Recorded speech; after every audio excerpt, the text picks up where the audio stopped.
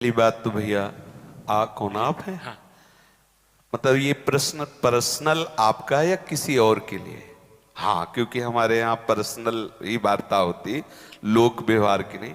इसमें कोई शर्माने की जरूरत नहीं। इसमें आपने लिखा व्यसन में डूब करके जो कुक्रिया करते हैं एवं उनसे होने वाली जो खराब परिस्थितियां वह कैसे ठीक हो। पहली बात, हम जो व्यसन करते हैं उसे हमें छोड़ना चाहिए, क्योंकि जिस आप खुद स्वीकार करते हैं कि व्यसन से प्रेरित होकर ही शास्त्र विरुद्ध आचरण हो रहा है, वो किसी भी तरह का कोई व्यसन हो। बहुत ध्यान से सुनो, इधर उधर नेत्र मत चंचल करो। सबसे पहले हम माने हुए व्यसन का त्याग करें, क्योंकि वो त्याग नहीं करोगे तो व्यसन में एक प्रमाद स्थिति पैदा करने की ताकत होती है। थोड़ी देर में ही वो एक ऐसे प्रमाद पैदा, आप कोई भी व्यसन करो तो वो व्यसन आपको उन्मत्त करेगा अपने प्रभाव से और प्रमाद स्थिति में लाके वो आचरण करवा देगा। हम पहले व्यसन को छोड़ें। दूसरी बात, जिसे हम जानते हैं कि ये कुत्सित क्रिया है, उस क्रिया को छोड़ें, यद्यपि है बड़ा कठिन। जैसे आपकी स्थिति है, आपने अपने आप को खोखला कर दिया। ये जो आपने कुक्रिया शब्द लिखा हो, आपका जो दर्शन अनुभव करा रहा है, अब आप लाख कोशिश करेंगे तो आपको बार बार मन प्रेरित करके परास्त करने की कोशिश करेगा, आपको ऐसी स्थिति पैदा करेगा कि आप फिर उसी क्रिया पे आ जाएं। पर एक बार हिम्मत करके आपको जलना होगा, तभी आप बलवान हो सकते हैं। बिल्कुल ठीक समझना, नहीं आपके आंतरिक बल को नष्ट कर दिया इस क्रिया ने, इस व्यसन ने आपको नष्ट, अब आपको बलवान हो, आप पुनः वैसे हो सकते हो। कितनी अवस्था है आपके शरीर की? है 30। कोई बात, अभी चांस है, अभी आप सुधर सकते हो। तो आप पहले क्या व्यसन करते हो? अच्छा चलो जो भी हो, तो आप उसे आज नियम लो कि मैं नहीं करूंगा, छोड़ सकते हो?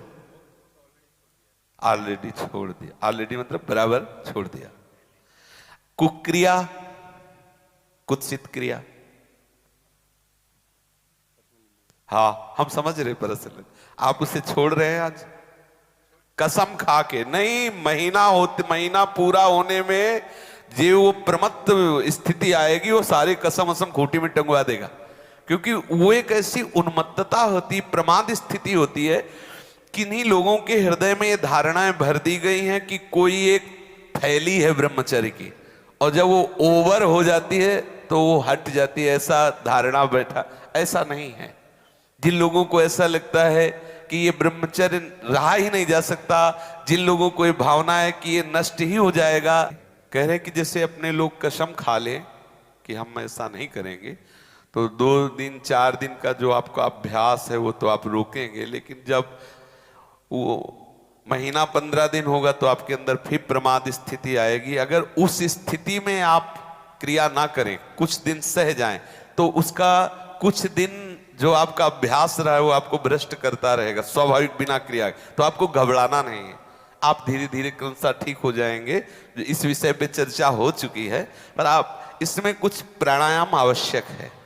किसी योगी जो प्राणायाम के गुरु हैं उनसे आप मिल करके, क्योंकि हम तो वृंदावन के राधा आशिक हैं, हम ये फुस फसत सिखाते नहीं हैं। तो किसी योगी से प्राणायाम कुछ सीख लें, और कुछ व्यायाम, देहाती व्यायाम जैसे दंड बैठक, दौड़ लगाना आदि को, मतलब हमारी प्राण शक्ति को थोड़ा सा व्यायाम के द्वारा एक बल मिलता है।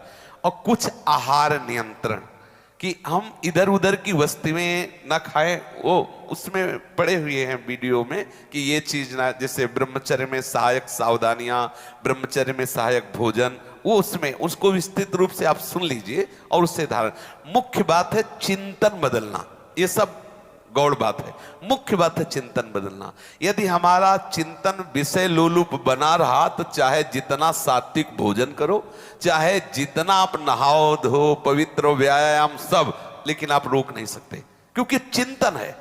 चिंतन बदलना अति आवश्यक है। उसके बदलने के लिए सत्संग, शास्त्र स्वाध्याय, नाम जप तीनों आवश्यक है।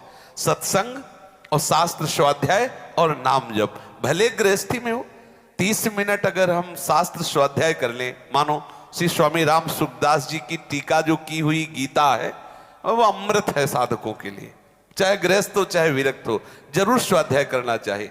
किसी भी संत महापुरुष पर जिस पर श्रद्धा हो उसके प्रवचन सुने, और जो भी भगवान का नाम प्रिय हो वो नाम सुमिरन करे। इससे आपका चिंतन बदलेगा, और व्यायाम प्राणायाम से शरीर की नस नाड़ियां मजबूत होगी, शुद्ध आहार से आपको एक सपोर्ट मिलेगा। तो आप तीनों पर दृष्टि डालें, आहार ठीक हो, भजन साधन से चिंतन आप अपना ठीक कीजिए, और संकल्प दृढ़ निश्चय के द्वारा उन अशुभ क्रियाओं को दूर कीजिए। जो अशुभ क्रियाएं आप करते रहे तो आप सुधर जाएंगे। नहीं तो देखो कुछ दिनों बाद ऐसा होने लगेगा, आप देखना आपकी विचार शक्ति लुप्त हो जाएगी, आपके अंदर बिना किसी कारण के शंका बनी रहेगी, भय बना रहेगा, घबराहट बनी रहेगी, हर व्यक्ति से बात करने में चिड़चिड़ापन आए, मतलब कितनी तरह की परेशानियां आ जाएंगी।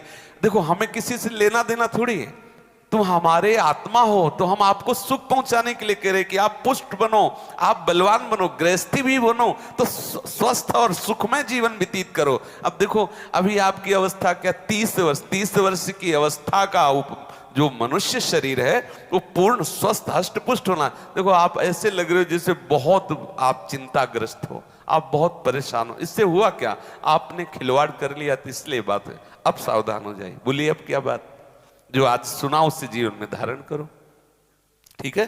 किसी आयुर्वेदिक वैद्य से मिलकर के अगर ज्यादा परिस्थिति खराब हो तो कोई औषधि ले लो, कोई आसपास आयुर्वेदिक वैद्य हो जिनसे आप सलाह करो, वो धातु पुष्टता की आपको औषधि दें। पर आप किसी भी तरह की चेष्टा ना करें कुछ दिन। अगर आप गृहस्थ भी हैं, आपकी पत्नी भी है, तो भी आप कुछ दिन संयम धारण करें जिससे आप परिपक्व हो जाएं, फिर जैसा प्रभु प्रेरणा करें। लेकिन इस समय जैसे हमारे हाथ में चोट लग जाए तो फिर कुछ दिन सेवा निवृत्त हो जाए, उसको पुष्ट कर लें, फिर सेवा। ऐसे ही गृहस्थ धर्म में भी यदि हम बहुत ब्रह्मचर्यहीन हो चुके हैं तो थोड़ा थोड़ा ब्रह्मचर्य का अभ्यास करके हम पुष्ट बने, तो फिर हम आगे गृहस्थ धर्म का निर्वाह कर सकते हैं। समझ रहे?